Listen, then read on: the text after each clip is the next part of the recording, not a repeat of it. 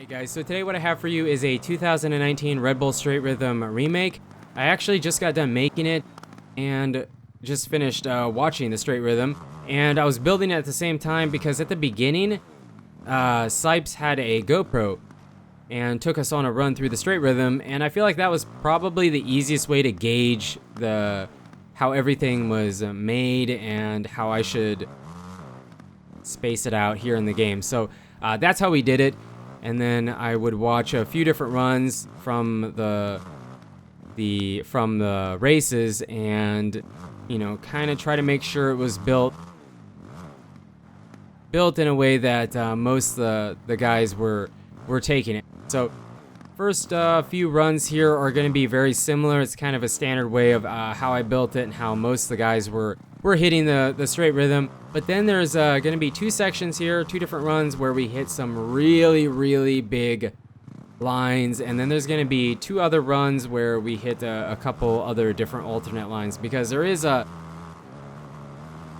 really awesome lines that we show you here on this Straight Rhythm.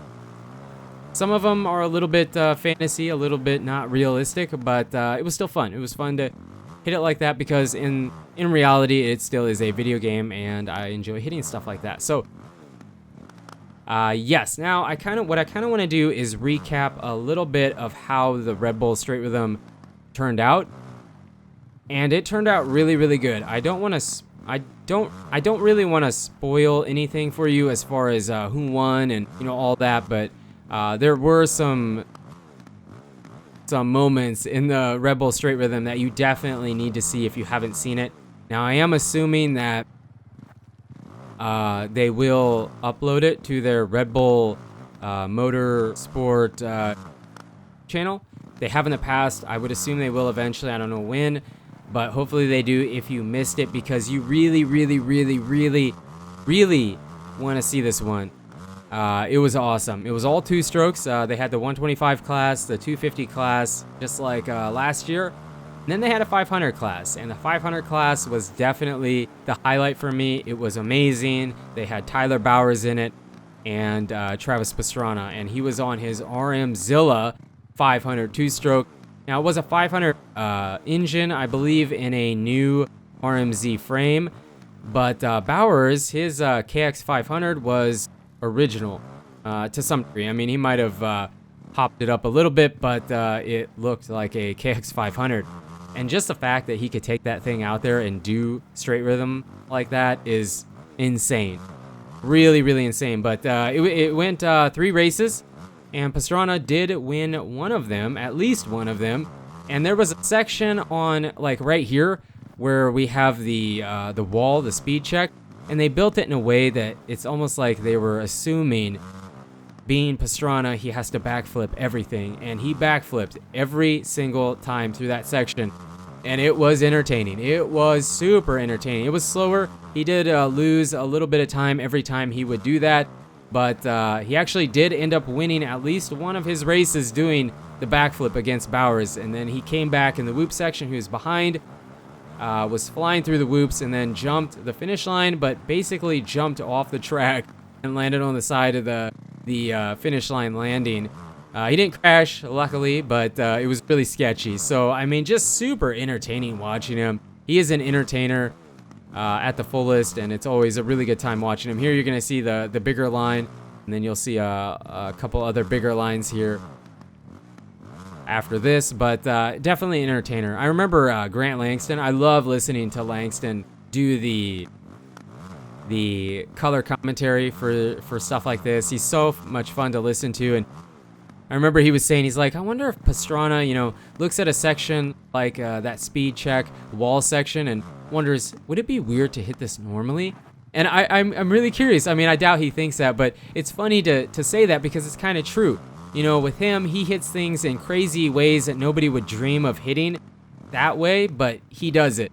And so he just doesn't hit a section or a jump like most people would, you know what I mean? So it was really funny listening to that, and just the insight. I mean, when I was watching the Straight Rhythm, it's not just the Red Bull Straight Rhythm anymore. It's a throwback to the 90s. And not just a throwback to seeing really awesome bikes that we all remember and love, and gear, but it's also kind of a history lesson for some of you that might not have been around or born yet for some of it, or just had forgotten. I mean, I forgot about some of this stuff too. It's almost like a really little history lesson for remembering stuff like this, and it's awesome. I love going back to the 90s. I mean, I grew up in the 90s, and so for me, it's awesome, and they did a really, really good job. There were some really, really sweet replicas out there with the gear.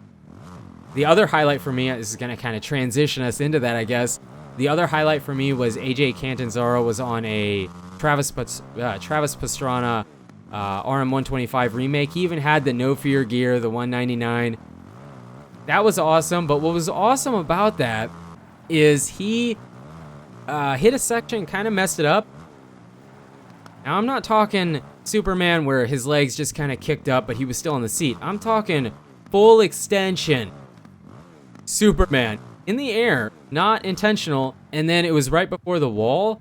I was sure he was going to send it and land somewhere a mile away, but I don't know how he was able to brake enough to not crash. So luckily he didn't get hurt, didn't get injured, but it was insane. When they replayed that in slow-mo, it was like, whoa. I remember Langston was saying his heart just sank. You know, if you've rode before, people ask me, do you ride in real life? Yes, I do. Yes, I used to ride a lot when I was younger. You've rode in real life and you have those really, really close calls, your heart just sinks. And for him to be able to recover and keep going was insane. But that was definitely a highlight. There were some other crashes. There were some really close calls after that, but that was the biggest. It was insane. I cannot believe he managed to do that and survive. But it was awesome. That was a really good one. Some of my favorite, you have to let me know what your guys' favorite moment from the Red Bull Straight Rhythm was. Mine, again, was the 500 races between Bowers and Pastrana. Catanzaro's big Superman save was definitely one. But the overall racing was really, really good. I don't know if I mentioned it in the track or in the video yet, but this track, I don't know if it was my favorite layout of all time. It was really pretty easy to build, but it provided some really, really good racing. There was a section somewhere in here on the second straightaway in the game here, but in real life where Hansen was pulling a huge, huge line. It was really fun to watch, but most of the guys were not doing that. They did get a lot of guys for this race. They had Cooper Webb, they had Roxon, they had Villapoto was there, Pastrana, Bowers, Anderson. Jason Anderson, I believe, was supposed to be in it, but he didn't feel comfortable, I guess, so he decided not to ride it. So he was there, but he didn't ride. I say Cooper Webb. Sipes, I mean, what can you say about Sipes? I mean, that guy is just a motorcycle master. He just can, anything with two wheels, you can't count him out. I mean, the guy's been around forever. He's rode every possible event with two wheels. I mean, I love watching him. I really love watching Sipes ride and just what he can do still.